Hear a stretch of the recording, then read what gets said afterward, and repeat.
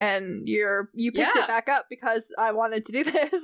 Yeah, I was just like kind of unimpressed with how the show was going, but I don't know, rewatching it has helped me remember that I actually do like things about this show. Any show that's this long is a slog to get through, whether you love it or not, and sometimes it is hard to love. Oh yeah. Sometimes there is, it isn't a perfect show. I don't think I've ever seen a perfect show. No. If you have a show that you think is absolutely perfect from start to finish, please send it to me. I could use that in my life. I probably have a couple. I think they're mostly cartoons.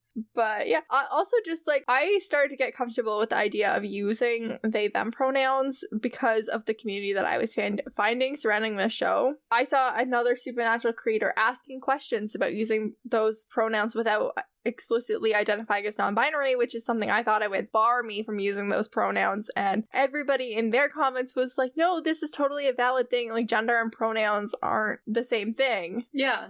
Obviously using those pronouns has felt really liberating and good for me, so I don't think I would have been comfortable doing that if I hadn't found this community. That's really good. It shows you the value of having other people to talk to and play off of and things like that. Yeah, and just getting to know people.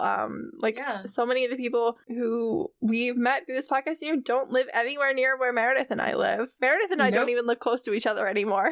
No, we're adults. We have school. So it's been great. It's also been, Meredith, it's been great being in more constant contact with you. I'm so bad at texting people. So am I. I just keep starting podcasts with my friends so that I have a reason to talk to my friends. It's a really good tactic. I think I should use that. It's working, honestly. It is. We have to meet up every week or so. Yeah, and we're texting throughout the week plans, and then once you ask me what time we're recording, then we chat for a bit. We chat almost every day now.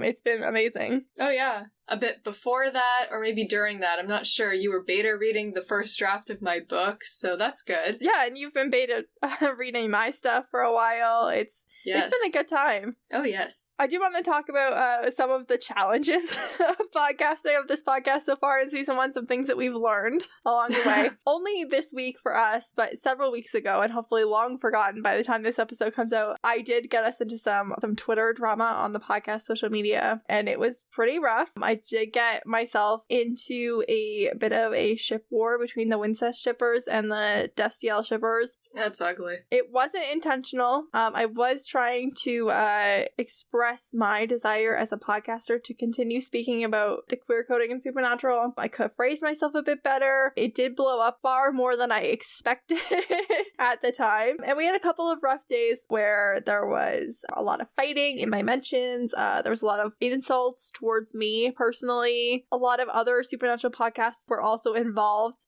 as a result. Uh-oh. Including Carrying Wayward, where one of the Carrying Wayward hosts, they got a death threat. It was just overall not a fun experience. We did get a lot of new people finding the podcast because of that to be getting as much traction as it did, and I love that, and I love all of the new listeners that we got. Hi, new listeners. Yeah, hi. We love you, and we hope that you're enjoying the show. I'm glad you're listening to our chaos. Yeah, it was not a great week for my mental health. It made me have a couple days where I wasn't loving Supernatural, but I came around. I found so many new Supernatural podcasts to listen to, and so many new people in the Supernatural fan community, who were nice to me, and who were even ones who didn't agree with what I had said, who were still nice. You don't have to agree with us. It is Supernatural opinions. As long as you're being respectful, you don't have to agree with anything I say ever. Yeah. Here's a friendly reminder, I think.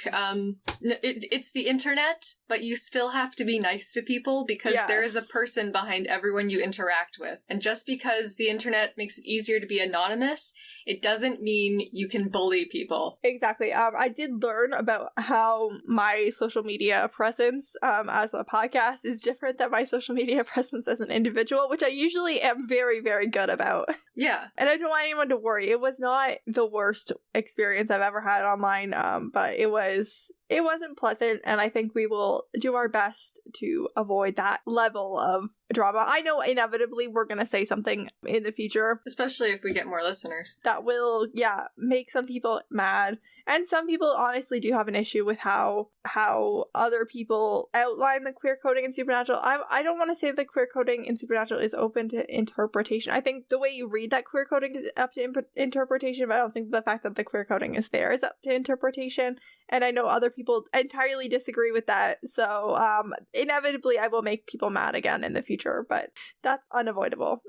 Honestly, it's a show with a very passionate fan base, and it does have a lot of controversial things about it. So I think that it's just inevitable that there's going to be some more drama or controversy, and we just have to be prepared for that. If you were a new listener who found us because of that, thank you. If you were someone who defended us or, defended other queer-leaning podcasts that talk about Supernatural or queer media in that controversy, thank you. Please continue to be kind while doing so. But on to something I think is very much more fun. Yay! You might recall a couple of episodes when we covered Dead Man's Blood, Julia had a conspiracy theory about John Winchester and the cult and Daniel Elkins, and Julia sent me some of her. She didn't have all of her TikToks when we recorded that because they were from a long time ago. They were from like April of 2021, back before she really got big on TikTok. So a lot of people never saw those. They got very low views. She's been reposting a lot of her stuff recently now that she has a larger following. Nice, good for her. And she actually sent me all of her conspiracy theory TikToks while she was at it. So I went through all of them. And I have the conspiracy theory here to talk about and also add my own little KJ spin on it. So we're going to do that. Woohoo! If you missed it or you've forgotten, the gist of the theory is that in Dead Man's Blood, Julia believes that John orchestrated the death of Daniel Elkins in order to flush out the cult. You can scroll back to her page to find all of those, or back to that episode to hear her talk about it a little bit. But I'm going to go through most of those videos here as well. So if you don't want to do that, I am about to go through it. Her theory was that the boys found the case because they were looking for a hunt. John wouldn't have been trolling for cases, so it's weird that he would have heard about Elkins' death at the exact same time as them, especially having had no current connections and having long since fallen out with Daniel Elkins. The fact that he heard that something had happened to Daniel Elkins so quickly is a little bit weird. The cases that John was sending Sam and Dean on were pre-existing cases that John had had some sort of intervention or notion of. The Striga was a case that he had missed in 1988. The missing couples in Scarecrow, John had been tracking that they'd been missing for a couple of years. The haunted asylum was stuff that Dean got out of the journal. There was no unresolved case aspect for them to go visit Elkins, which is not different in like a narrative sense, but is different in like a writing room sense. Like there's a symbolic thing happening there, potentially. Yeah, I don't think John would have wanted them on a hunt that directly relates to what he's doing with the demon. Exactly. Because he wants them out of the way. Unless he doesn't. Which is where Julia's theory gets very good. Additionally, John's expecting the letter. So even though he tells the boys that he arrived in town and saw them already at the house, and he follows them from the house to town, like without ever going into the house or finding the post office box number and combination in the house that they find, he is like, hey, that letter's probably for me. And like he's expecting Daniel Elkins to have left him something. And she thinks that John possibly went to the crime scene before them and left those things for the boys to find. Like the letter. Yeah, and the clues for them to find the letter. Okay. Daniel left the letter, but John left the boys the clues so that they would find the letter, and then he could show up and be like, hey, is that letter for me? Interesting. And the reason she thinks that John did it that way is because he gets a 2-for-1 deal. He gets the Colt, obviously he wants that, and once again the boys are dependent on him as they're forced to work together with him to retrieve the Colt from the vampires. He uses the boys to get what he wants. I don't need any help to hate John Winchester, but like it's always very nice when people come up with these really, really well done and intricate theories that just help me hate him even more. He uses them to get what he wants, but as the boys continue to be more defiant, especially as Dean, the very loyal, faithful son, is continuing to be resistant, he plays on Sam's need for vengeance, but he still organizes a scenario where the boys are going to leave town and he's going to be left alone with the Colt. Like his initial plan for how they're going to get out of this situation involves him and the Colt and the boys separate from from him. You know, John is way smarter than I give him credit for. Or we're giving John a lot of credit he doesn't deserve. No, I kind of like the image of him as this evil mastermind, honestly. I think it's cool. If John had just gotten the Colt from Elkins without the boys, and then later he asks for their help, or he, like, needs to be patched up again, like, his whole plan is that he's gonna go up against Yellow Eyes, and he's probably either gonna walk away dead, or he's gonna walk away not in great shape. Those are really the two options if he goes up against Yellow Eyes on his own. So if he had gotten the Colt from Elkins on his own, and then, like, something happened to him, or he needed their help, Sam and Dean are not gonna be in a place to help him previous to this. Like, yeah, they're looking for him, but they're also, you know, have had, like, 19 episodes to be like, Dad's a fucking asshole. Who doesn't want to be with us. But this way, he's brought them together and, like, united them as a family and, like, reminded them of the family-wide mission that they're on to kill this demon. And so now, if he goes up against the demon and he needs help, Sam and Dean are not just willing, but, like, expecting to take care of him after. Yeah. Also, like, with the vampires themselves, she thinks that John hired these vampires, potentially, because these vampires already had a personal vendetta against Elkins, recognized that the cult was significant. I forget what the name of the like, leader vampire was. Luther. Yeah, that sounds right. It's a good name. He recognized the significance of the cult and had a personal vendetta against Elkins. Likely the cult was the reason why that vampire hadn't previously gone out after Elkins. And so Julia thinks that John went to Kate, the girl who was, like, basically second in command, and the rest of the nest, and then they went to Elkins behind their leader's back because of John. Interesting. I loved Julia's theory so much that it got me really thinking, some of which I did in the moment during our Dead Man's Blood episode, but while I was putting this together and while I was thinking about it more after, I came up with some additional theorizing of how this could go back all the way to the pilot, because it never really made sense to me why John would actually go missing when he could just keep sending Dean on different hunts and not tell Dean what he was doing. Like, he and Dean were already separated when he technically went missing because they were working 2 different jobs. He could have just kept sending Dean on different jobs, and I don't think Dean would have noticed nearly as much as he did as when John just dropped off the face of the earth and stopped answering his phone. Mm-hmm. But yeah, okay, so here's what I came up with. A little spin on the John manipulating the boys theory. You know, stuff other than John's a drama queen. I think that John didn't just manipulate them to get the Colt and all that, but I think he also manipulated Dean into retrieving Sam from Stanford in the first place. And again, this is a wild speculation, semi-rooted in the show. People can write this theory off if they don't like it. I'm not saying you have to believe this.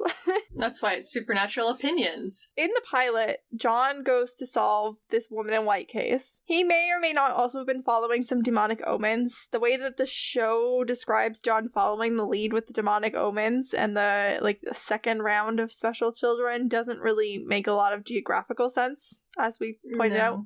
So it's unclear if he was already in California because he was following that lead, or if he specifically was in California because of this, but anyway, that's where he is when he goes missing. And he rents out a room in Jericho, California for an entire month, despite the fact that he's working on a haunting that takes the boys 2 days to solve. John had already done 3/4 of the work on this case before he disappeared. He wasn't struggling to solve this one. No, and he probably wouldn't have needed the room for a month. Yeah, there's no reason why he would have needed the room for the entire month. And he has all this other stuff taped on the wall in that room that we don't really get a lot of time to look at, but a lot of other case stuff that's not relevant to the woman in white case, and we just see Sam comment on it for a minute and then it's not brought up again. Yeah.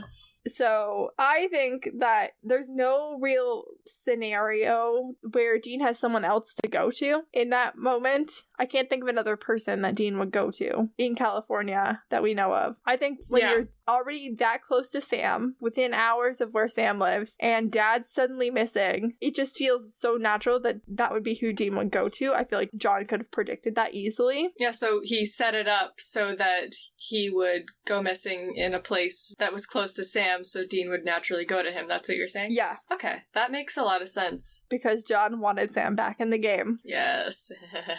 Some of this does come from the John Winchester Journal, but in the John Winchester journals, which aren't technically canon, I do want to say that. They aren't technically canon, and they do disagree with canon a lot. In those, Sam is a weird fucking kid. John always suspected something was really, really wrong with Sam in those journals. He loves Sam, and Sam's his son, and he worries about Sam Sam a lot. A lot of weird shit happened to Sam when he was a kid. A lot of supernatural shit happened to Sam when he was a kid that Sam like just doesn't really remember. Did any snakes crawl into his cradle and he strangled them? Sam got kidnapped in the John Winchester journals. I haven't read it in a while, but there's a whole saga where Sam gets kidnapped by one of his teachers, and I think his teacher ended up being a demon or something. Really? That's interesting. And I think Sam, as a child, also might have accidentally psychicked a demon with his like weird psychic thing that he does in like season 4. So why did it take so long to manifest? Unclear. I don't remember. I haven't read that part of the journals for a long time, but I can see John seeing these new round of special children recruitment and like